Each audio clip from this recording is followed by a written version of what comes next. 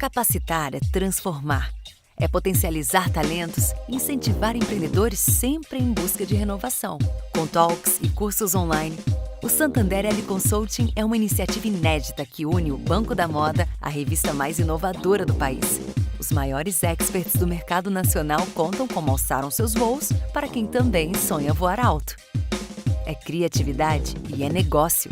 Santander L Consulting. Conhecimento e capacitação para quem faz a moda acontecer.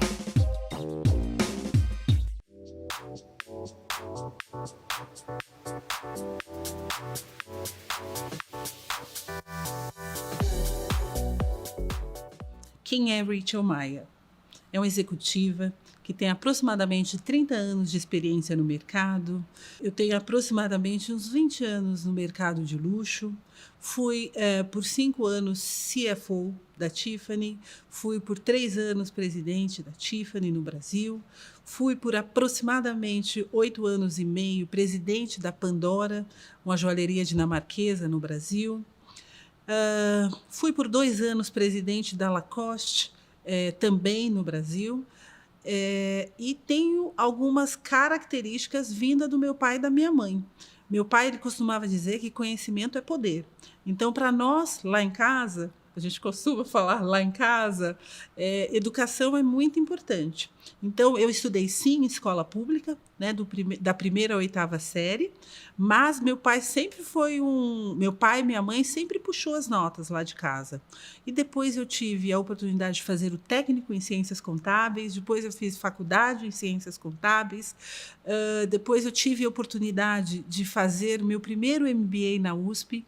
Depois, entre uma empresa e outra, ou no período que eu estava em uma dessas empresas, eu tive a oportunidade de fazer aperfeiçoamento em Harvard Business School. Eu fiz também um MBA de Finance Executive aqui na GV também. E deixa eu ver o que mais. Bom, como eu disse para vocês, a educação é a mola propulsora que vai fazer com que a gente vire essa página, mas ela não é tudo. Ela faz 50%, 60% do total da história, mas os outros 50% ou 40% é através de mentoria, é através de análise, é através de coach, e isso tudo foi muito importante na minha vida. Os livros me trouxeram o conhecimento, mas as pessoas que estavam à minha volta, que seja positiva, que seja negativa, eu sempre extraí para que eu pudesse aprender na minha vida o que eu gostaria de repetir e o que não serviria para a minha vida. No universo executivo, é muito importante nós termos paciência, mansidão e objetividade.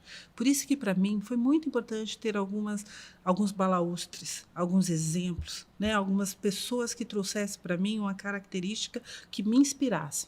Então, como eu disse, o papo foi muito importante para mim. Para mim, ter estado com Obama algumas vezes e poder ter extraído dele alguns feedbacks para a minha vida executiva foi muito importante. Ter a oportunidade de conhecer a Oprah no mesmo evento e neste evento poder perguntar para ela como ela se sentia como uma das únicas executivas negras naquela posição. Então, para mim, este universo do corporativismo e ser uma executiva e estar representando uma raça, isso para mim foi muito importante. Mas mais que isso, eu sonhei, eu planejei e eu executei. Na execução, entre o planejar e o executar, eu tive que mudar a minha rota muitas vezes em curso. Mas esta mudança só me trouxe mais resiliência, porque eu sabia qual era o meu objetivo. Meu objetivo era ascender cada vez mais no universo executivo. Não significa que eu já cheguei no topo, não é nada disso. Significa que cada step que eu subia, significava que eu tinha que ter aprendizado, significava que tinha espaço para melhorias no meu perfil profissional e assim por diante. E contar muito com as pessoas que estavam à minha volta. Isso para mim sempre foi muito importante. Muito embora a minha objetividade sempre foi o meu carro-chefe. Isso significa que nem sempre dá, como executiva, sentada na cadeira principal da empresa, nem sempre dá para você agradar a todos, porque em vários momentos você tem que usar a objetividade para concluir resultado, em vários momentos você tem que entender que os talentos que tem que estar à sua volta para que a coisa possa acontecer, e nem todo mundo vê da mesma forma, tem o olhar macro view que você está tendo do big picture do business.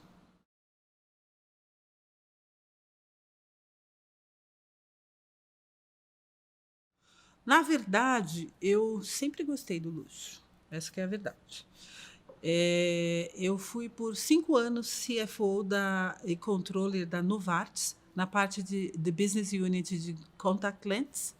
Quando eu saí para fazer mais um aperfeiçoamento que eu tive a oportunidade de ir para Boston, em Harvard. Quando eu voltei já focada, né, numa questão cultural, que eu sou apaixonada pelo Pablo Picasso, e eu tive a oportunidade de, entre Boston e New York, e algumas vezes no Metropolitan Museum. E neste momento eu tive mais e mais curiosidade de conhecer as obras de arte de Pablo Picasso. Em um dado momento, eu soube que a filha do Pablo Picasso estaria aqui no Brasil, que foi a Paloma Picasso. Então, eu juntei as minhas coisas, pus na mala e vim embora para o Brasil. Tive a oportunidade de ver do lado de fora, né, a inauguração da Tiffany, e depois de 2 meses estava trabalhando na Tiffany. Isso, para mim, não era o que eu estava procurando naquele momento, porque eu procurava voltar para o setor farmacêutico, porque era o setor que mais pagava, a remuneração no setor farmacêutico era muito boa. Então, eu queria voltar para o setor farmacêutico e continuar pagando os meus luxos, essa que era a verdade. Mas tive a oportunidade de estar fazendo por 2 anos, que era a minha proposta inicial, de trabalhar por 2 anos na Tiffany. Esses 2 anos se transformaram em 7 anos e meio. Estes 7 anos e meio me trouxe muitas oportunidades de, no mínimo a cada trimestre, estar em Nova York, oportunidades de conhecer pessoas que me deixaram encantadas, entre elas Brad Pitt, Angelina Jolie e entre outros, foi muito bacana. Tive a oportunidade de conhecer o universo de luxo propriamente dito lá americano, então isso foi muito bom. Mas o mais importante é que estar no universo de luxo, eu pude vivenciar, viver oportunidades que, com certeza, numa empresa farmacêutica eu não poderia viver da forma que eu vivi. Então, foi muito importante estar na Tiffany, que foi a entrada no meu universo de luxo, que me abriu portas em outras empresas e que me abriu portas para poder estar em lugar 5 estrelas aqui no Brasil, que antes eu não era aceita. Eu acho que, né, o luxo é tricky, né? Você tem que perceber as portas que ele te abre, ou, ao mesmo tempo, perceber as portas que você quer entrar. Então, no meu caso, depois que eu tive essa oportunidade de estar por quase 8 anos na Tiffany, eu passei por quase 9 anos numa joalheria que, logo que ela veio para o Brasil, era completamente desconhecida, que era a Pandora. Então, o trabalho que eu fiz foi de expansão. Além de ter uma equipe excelente que me dava um super suporte, então eu comecei a entender que a expansão da marca através de lugares ideais, através de consumer experience, através de olhar o todo, ao invés de só olhar uma ação isolada, acho que tudo isso trouxe esse brand desirability que nós conseguimos emplacar nessa marca que eu fiquei por quase 9 anos. E isso foi muito importante. Mas, além de estar em uma marca, além de criar o desejo da marca para o consumidor, eu acho que o ponto chave para mim foi a forma que eu linkei equipe versus marca. Porque a equipe também tem que estar apaixonada pela marca. A equipe tem que estar engajada pela marca. Caso contrário, você não é aquele soldado que deve lutar aquela batalha sozinho, isolado, sem ninguém te apoiar. Pelo contrário. Então, a expansão foi feita através de cada um que nós trazíamos on board. Eram pessoas que estavam engajadas. Claro que sempre tem aqueles ajustes no meio do caminho. Lembra que eu falei para vocês que quando a gente planeja, a gente às vezes tem que dar uma recalibrada? Às vezes nós dávamos algumas recalibradas, mas isso faz parte do processo para atingir o objetivo de forma satisfatória. Então, Então, no planejamento, no meio do caminho desse universo de luxo, eu acho que eu pude aprender a calibrar. Foi no universo do luxo que eu entendi a necessidade que eu tinha de mentoring coach. Isso foi muito importante para mim, para eu não atropelar as pessoas que estavam dando suporte, ao invés de atropelá-las, trazer para, né, para mais próximo. Eu acho que tudo isso foi muito importante. E fazer o trabalho certo com as equipes, para que eu pudesse, no momento que eu estava sentada na cadeira de presidente, tornar a marca desejada, né, no mercado, porque você pode ter a melhor marca, você pode ter o melhor produto, mas se você não faz um good brand awareness, se você não trabalha o salience, se você não faz esse trabalho de convencer o consumidor que aquela marca é premium enough para ele, desculpa, não vai adiantar, vai ser um produto muito bom, muito caro, parado na prateleira. Então, você tem que trabalhar esse brand desirability e outros tantos vetores dentro do brand. Então, e aí, após a Pandora, o que aconteceu? Eu fiquei por aproximadamente uns 4 meses, já no processo seletivo de 3 outras empresas, e a escolhida, no meu caso, quem eu escolhi foi a Lacoste. Era uma empresa de apparel, uma empresa de vestuário, uma empresa que, para mim, era completamente um universo novo, um universo francês. É muito interessante que eu sempre fui apaixonada pela língua francesa, então para mim isso era muito querido, muito lindo. Então eu tive a oportunidade de frequentar fashion shows, eu tive a oportunidade de estar com aqueles grandes designers, conhecer, dar feedback, como tropicalizar a marca. Então, foi uma oportunidade muito exclusiva e muito importante também no meu desenvolvimento, que quando eu consegui traduzir, trazia toda aquela experiência que eu tive lá fora e trazer aqui para a equipe. Então, isso foi muito importante, porque você começa a desmistificar, ou mais que isso, você começa a traduzir aquilo que você acredita dentro do universo fashion, que para mim era distante, né? Por mais que eu trabalhasse no universo de joalheria e por mais que eu sempre cobrei o meu estilo, eu via um outro approach ali do fashion. Eu sempre fui uma pessoa que nunca baixei dos 44, 46. E eu vi que o universo fashion nunca me servia, 44, 46. Isso era um drama para mim, isso era um estresse para mim. E hoje, para mim, não é mais, porque a minha maturidade profissional, mesmo no universo de luxo, mesmo no universo fashion, eu sei que 46, para mim, dentro do universo daquilo que eu escolhi, eu posso ficar super bem, super luxuosa, super atrativa.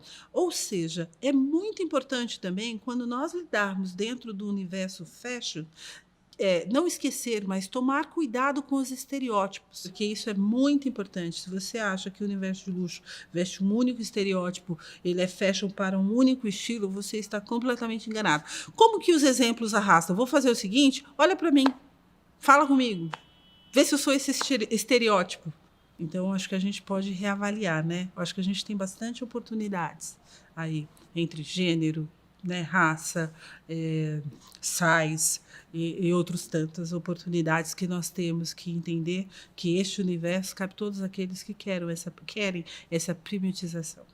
E agora que a Rachel Maia saiu da Lacoste? Sim, depois de 2 anos, eu decidi sair da Lacoste porque eu tenho um projeto também de vida. Esse meu projeto eu quero participar de aproximadamente 4 conselhos. Destes 4 conselhos, graças a Deus, eu já estou em entrevista com algumas empresas multinacionais. Acho muito bacana.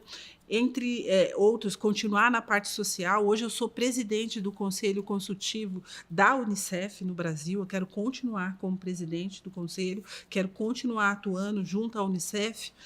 Acabei de ser convidada para ser embaixadora do projeto Guri. Então, as pessoas entendem que esse outro lado social, para mim, na minha vida, vai continuar forte e atuante.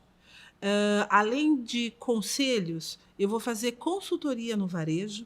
Isso, para mim, também, os meus 20 anos de varejo, 30 anos como experiência de profissional, eu acredito que eu possa ajudar não só no varejo, o varejo tradicional, mas o luxo digitalizado, como trabalhar com varejo digital, fazer a coisa acontecer de uma forma completamente diferente daquilo que nós estamos acostumados hoje.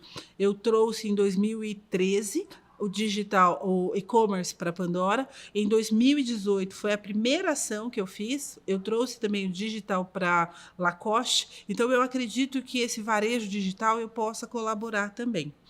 Além dessas duas ações que financeiramente vão me ajudar, porque eu tenho 50 anos e eu ainda tenho muita coisa a fazer, muito a colaborar, eu preciso concluir o meu livro. Eu assinei o contrato há aproximadamente 3 anos para fazer o meu livro, escrevi, eu estou em fase de revisão, mas só que esses 2 anos que eu estive na presidência da Lacoste, eu não tive a oportunidade de. Então, agora eu vou retomar. Então, isso é o terceiro bullet da minha lista de prioridades. Vou também me dedicar à startup.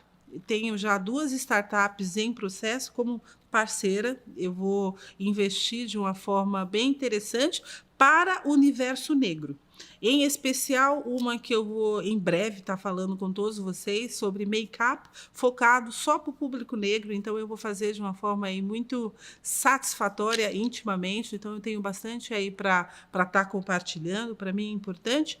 E quem sabe, né, daqui a uns 5, 6 anos, trabalhar aí com um pouco de política. A gente nunca sabe.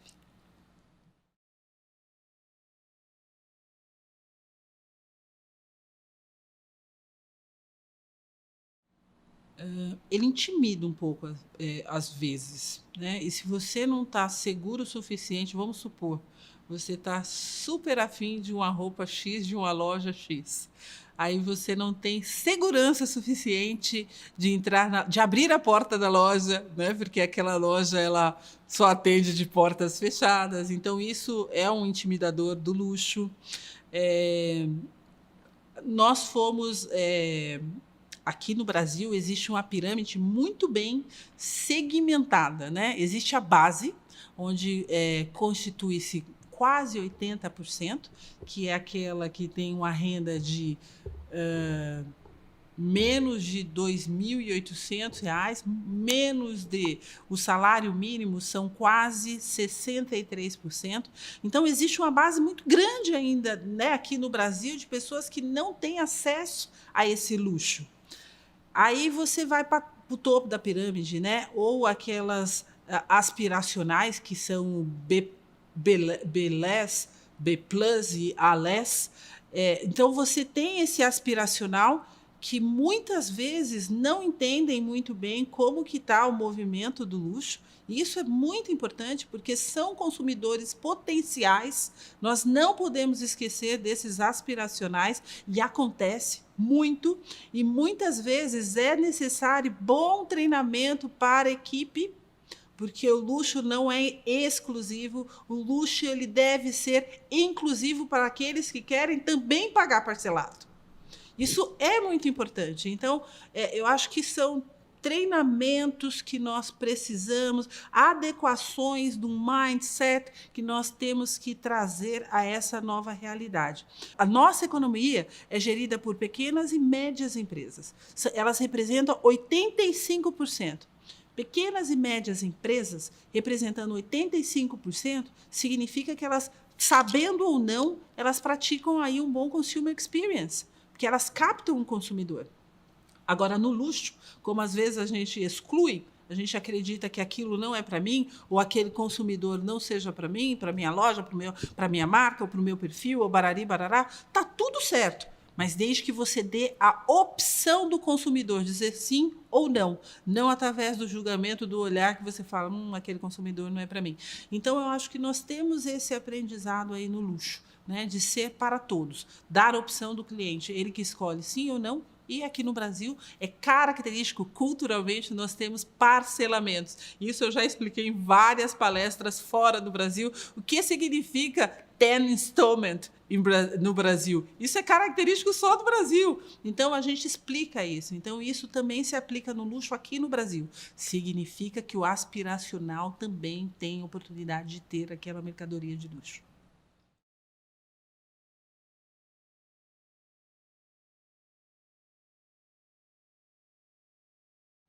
é particular se você olhar através da linha do tempo, né? Se nós olharmos há uns 15 anos atrás, né? Então eu só poderia demonstrar que eu estava contido no universo do luxo se eu estava andando com a bolsa AAA de uma grife X, PTO, ou que estava naquela moda, né, o que acontecia naquele momento.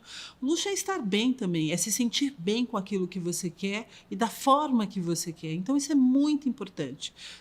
Muitas vezes vai ter sim um brand forte, mas muitas vezes vai ter aquela lojinha que só você conhece, que só você identifica como um luxo puro você ter aquilo naquele momento. Então é muito importante. O luxo também é estar bem, se sentir confortável com as suas escolhas.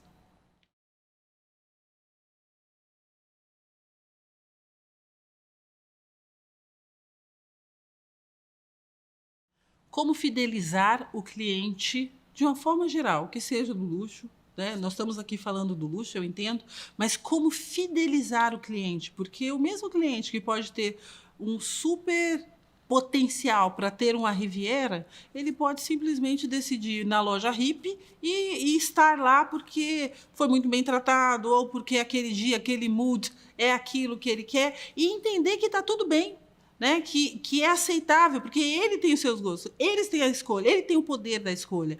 Trazer o omnichannel para o cliente é muito importante. Eu vou repetir, vou refrisar, porque muitas vezes as pessoas não entendem a importância do on and off. Eu acho que isso é uma forma de fidelização do cliente. Nós não podemos ter isso como um tool extra, pelo contrário, é uma forma de consumo que vem do presente e do futuro.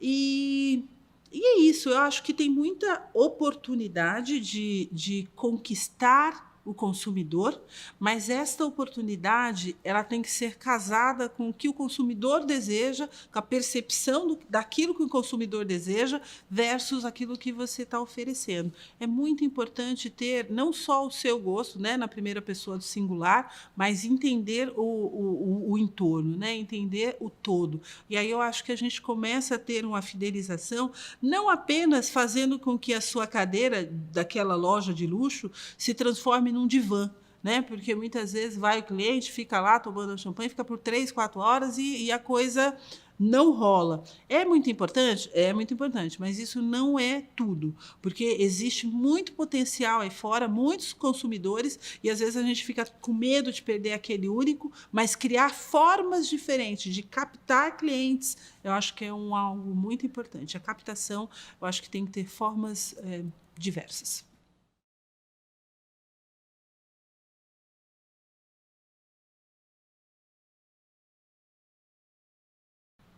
O varejo é constituído por pessoas, né? Quando você entra numa loja, você tem em média de 4 a 5 atendentes, né? Consultor, vendedor, ou pessoas que estão ali no caixa, ou auxiliar de estoque. São pessoas que estão ali.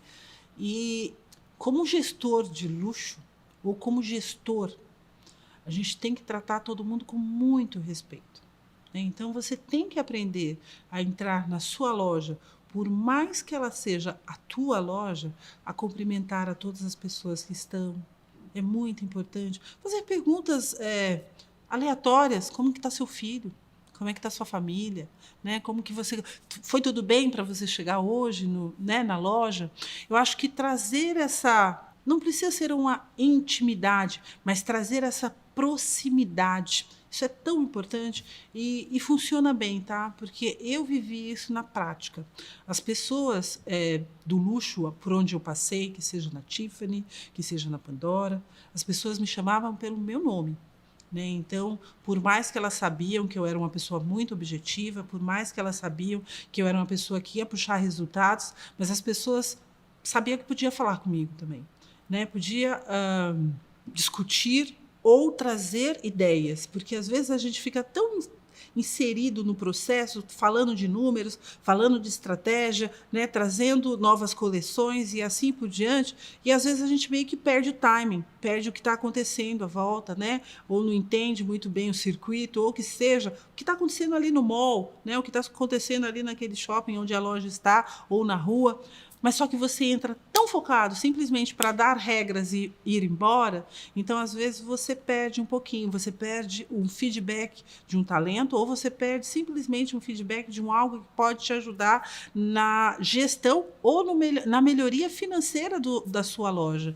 Então, pessoas devem ser tratadas como tal, né, com respeito, você falando, olhando nos olhos. Quando você sentir que excedeu, dá um passo para trás, não tem problema nenhum, está tudo bem. Pedir desculpas deve fazer parte do nosso dicionário. Então, no luxo ou num varejo mais popular, em qualquer lugar, a gente gere as pessoas como elas devem ser geridas, com respeito.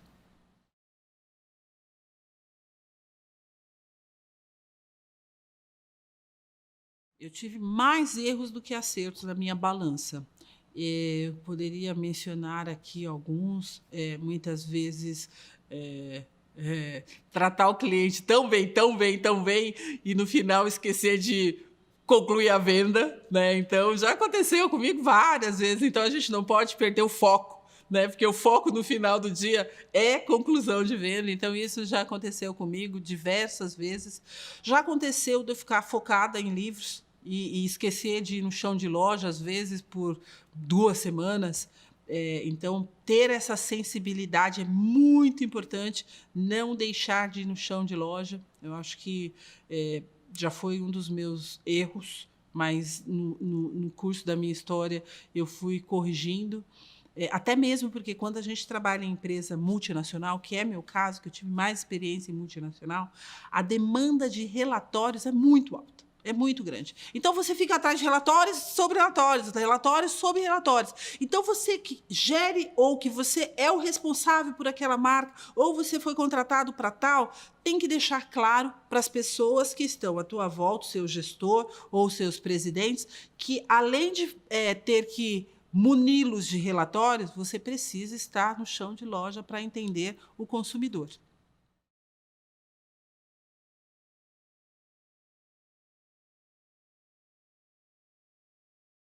Atrair o Gen Z, atrair o consumidor jovem, não é fácil. Não é uma pergunta fácil, porque o consumidor mais jovem, ele busca conteúdo, né? Diferente do consumidor tradicional, né? Que estava acostumado com aquela marca, a marca que vinha de pai para filho, barari, barará. Hoje o consumidor, esse Gen Z, ele busca conteúdo na marca, ele busca ter conhecimento da marca que ele está consumindo. Se aquela marca tem propósito, se aquela marca traz algum tipo de sustentabilidade, se aquela marca traz algum tipo de inclusão, que eram preocupações que não fazia parte do varejo. Hoje é muito importante ter essa preocupação. Caso contrário, você vai abrir uma loja bela, maravilhosa, ter um super apelo, mas você não vai conquistar esse consumidor jovem, que ele vem através do conteúdo. E esse conteúdo você que tem que fazer no dia a dia da gestão da sua marca.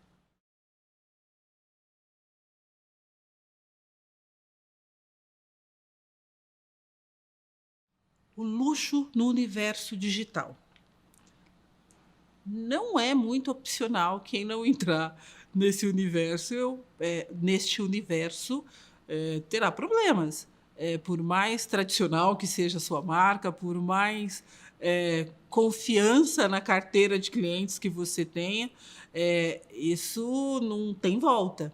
Então, é muito importante. Por exemplo, eu vou trazer exemplos práticos para que a gente possa entender como ainda as empresas têm um caminho longo de aprendizado. O Instagram, né? Tem muitas empresas globais que insistem em ter um único Instagram para proteger a marca. Isso é desafiador, porque existe uma questão de cultura. Né? Por mais que tenha o DNA da marca, tem uma questão da cultura. Então, é importantíssimo, né, entrar dentro desse universo, trazendo a característica cultural do lugar, através do universo digital. Então, não é opcional. Se você tem ainda essa dúvida sobre levar o luxo, porque o luxo você precisa, né, oferecer aquela champanhe, a pessoa ir até o provador, fazer todo aquele mise-en-scène, porque tem esse valor agregado. Pode ser que sim. Pode ser que sim, pode ser que você faça isso através do drive-thru, pode ser que você encontre outras formas, pode ser que o seu cliente não queira mais ir na loja, então ele vai ter que usar o universo digital para começar este caminho. E essa digitalização, ela permeia o on e o off. É isso que nós chamamos de omnichannel, né? Então, nós temos que entrar no digital para trazer cada vez mais confiança para o consumidor, claro, mas trazer conforto e o consumer experience da forma que o cliente deseja. Se ele deseja escolher receber a mercadoria na loja ou se ele deseja escolher ir até a loja, provar, isso vai ser escolha do consumidor, não mais escolha do varejista.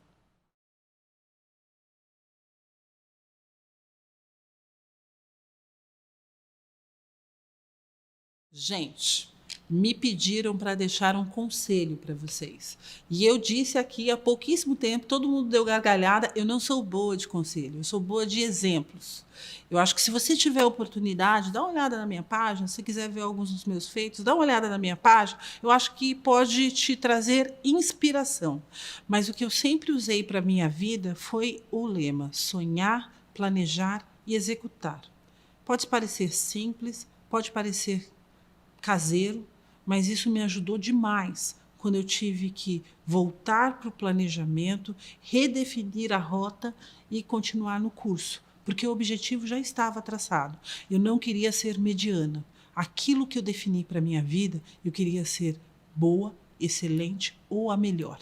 Então, é exatamente isso. Para que eu chegasse lá, eu tive que redefinir algumas vezes, mudar de rota, mas sempre com muito respeito, sempre com muita genuinidade e olhando para o próximo, tá bom? Beijo, fiquem todos com Deus. Tchau, tchau.